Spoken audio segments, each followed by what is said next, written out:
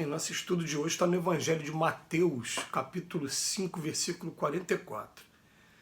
Eu, porém, vos digo, amai os vossos inimigos. Emmanuel vai comentar na lição 41 do livro Vinha de Luz, Credores Diferentes. O problema do inimigo sempre merece estudos mais acurados. Certo, ninguém pode aderir de pronto à completa união com o adversário do dia de hoje. Como Jesus não pôde rir-se com os perseguidores no martírio do Calvário.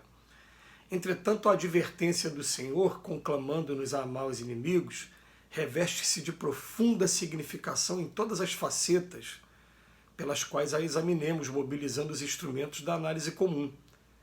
Geralmente, somos devedores de altos benefícios a quantos nos perseguem e caluniam. Constituem os instrumentos que nos trabalham a individualidade, compelindo-nos a renovações de elevado alcance que raramente compreendemos nos instantes mais graves da experiência. São eles que nos indicam as fraquezas, as deficiências e as necessidades a serem atendidas na tarefa que estamos executando.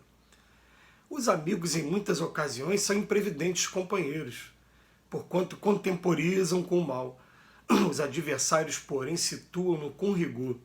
Pela rudeza do inimigo, o homem comumente se faz rubro e indignado uma só vez, mas pela complacência dos afeiçoados, torna-se pálido e acabrunhado vezes sem conta.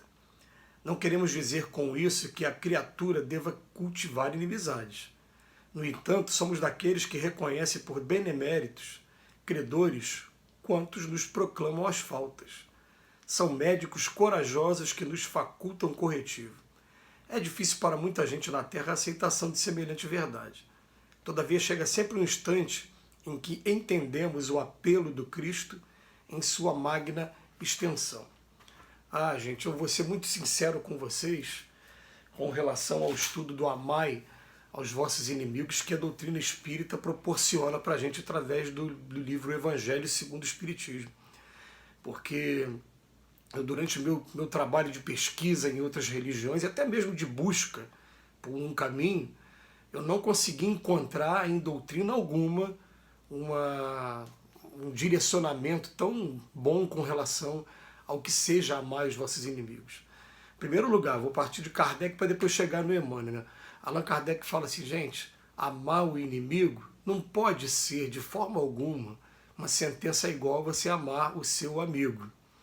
Porque é lei da física, é natural, né? Não tem como o coração bater da mesma maneira quando você encontra alguém que você sabe ser um desafeto e que você pode estar sendo surpreendido por ele a qualquer momento. Aliás, Emmanuel até usa aqui como exemplo durante a lição dele, né? Jesus, quando estava sendo preso, martirizado, ridicularizado, não podia sorrir naquele momento, né?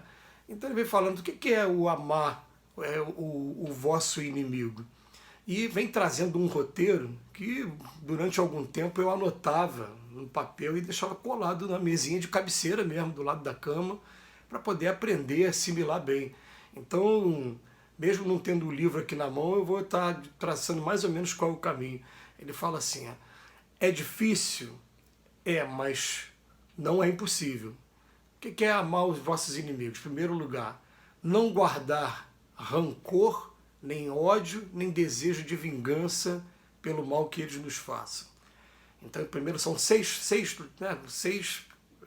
itens que eu vou falar. O primeiro, não guardar ódio, nem rancor, nem desejo de vingança, porque isso faz mal a mim, em primeiro lugar, e eu já aprendi até com a nossa medicina mesmo, que cada vez que eu fico relembrando o fato que levou aquela pessoa a ser considerada meu inimigo, aquilo que ela fez comigo, ela, sem ela saber de nada, às vezes ela não está nem sabendo, às vezes ela já até perdoou, mas eu fico remoendo aquilo e estou jogando um monte de toxina dentro do meu corpo, estou jogando adrenalina e promovendo um monte de alteração que vai trazer com o tempo um monte de complicação para mim.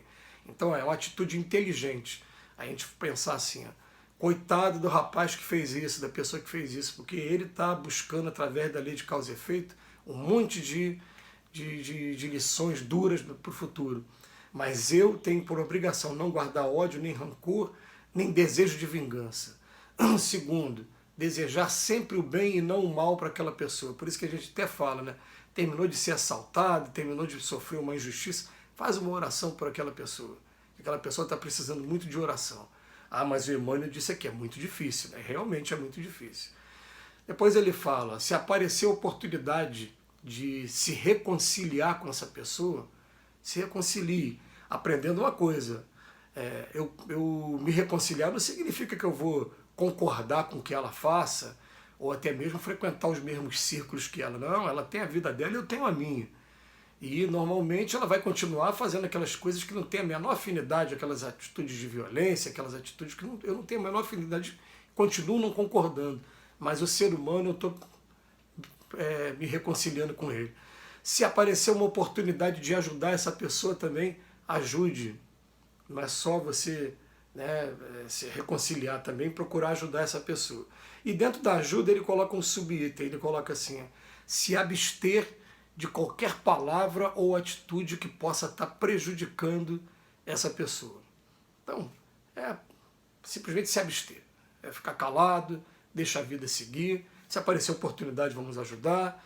Né? E por fim, e fala de novo, né? Sempre retribuir com o bem o mal que essa pessoa nos faça. Então são os itens, né, que a gente vai vendo e fala, é difícil até, mas a gente vai pensando assim, né? Olha, primeira coisa, se eu começar a identificar a partir de hoje, quem são aquelas pessoas que, entre aspas, a gente vai considerar de alguma maneira inimigo por algum motivo, e começar a incluir essas pessoas na minha oração, eu com o tempo, olha, eu já deixei de ter raiva, né, porque eu estou começando a fazer oração, estou trabalhando essa raiva, daqui a pouco vai ser neutro, eu simplesmente vou pensar nela e vou continuar, mas daqui a pouco, até a neutralidade também, vai começar a voltar um pedido para o Pai para que essa pessoa possa estar sendo atendida. E o Emmanuel, ele fala aqui para a gente, né? Ele fala, normalmente, olha só que coisa interessante, normalmente, eles são os nossos credores diferentes, todo mundo sabe o que é credor aqui, né? Peguei um dinheiro emprestado com essa pessoa e agora tenho que devolver, né? Esse seria o credor. Ou se não são nossos credores, ele vem dizendo, são médicos corajosos que nos facultam corretivo, porque normalmente aquela pessoa que é declarada nosso inimigo, ele não vai poupar palavras, ele vai falar mesmo aquele julgamento que vai mexer, vai doer a gente muitas das vezes. Mas a gente vai parar para pensar e ficar assim, peraí, será que o que ele está falando ele tem razão? Se ele não tiver razão, eu não preciso me preocupar, eu não sou desse jeito. Se ele tiver razão, eu vou pensar assim, poxa, então eu tenho que me modificar. E eu passei uma vez uma experiência que eu até, às vezes, gosto de comentar essa experiência, como eu sou de família mineira com cearense, tanto um como o outro, esse povo gosta de uma bebidinha, né? Então, às vezes, faz uma reunião qualquer, uma confraternização qualquer, eles estavam tomando lá algumas bebidas, algumas doses de bebida alcoólica, e quando já estavam meio alterados, aí começamos a falar uns dos outros, e o pessoal falou assim, o Robson melhorou. Eu falei, pô, que bom, né? Robson, pô, como é que o Robson era? Ele começou a falar sem rodeios. E o Robson era uma pessoa muito competitiva, ele queria ganhar tudo. Se ele fosse jogar uma partida, por exemplo, de ping-pong comigo e perdesse, ele ia jogar comigo 10, 30 vezes até conseguir ganhar. Né? E começou a falar traços da minha personalidade que eu parei para pensar e falei, caramba, eu sou assim mesmo. E isso não é uma coisa legal, né? Que muitas das vezes a gente vai aprendendo que perder significa ganhar. Aliás, quando a gente tem filho, então, né, que a gente vai jogar um joguinho com o filho e a gente deixa ele ganhar só para poder ver a felicidade dele e também para poder ver que ele está aprendendo a ter raciocínio. Não tem coisa mais gostosa na vida do que essa, né? Então a gente começa a rever conceitos. Agora, aquela pessoa que é, de alguma maneira, nossa inimiga, que está chateada com a gente, ela vai falar mesmo, você é isso, você é aquilo, você fez dessa maneira, você agiu assim, e a gente vai ouvir aquilo, né? O que vai ter para a gente fazer? Normalmente, o primeiro instinto é o de querer justificar. Se a gente tiver um pouquinho mais de humildade e estiver buscando o nosso caminho mesmo, pedir desculpa, pedir perdão, mas principalmente daqui para frente procurar evitar esse mesmo comportamento para que não tenham o que reclamar da gente daqui para frente, porque muitas vezes a gente mudando simplesmente o comportamento, a gente já faz até de um inimigo nosso amigo.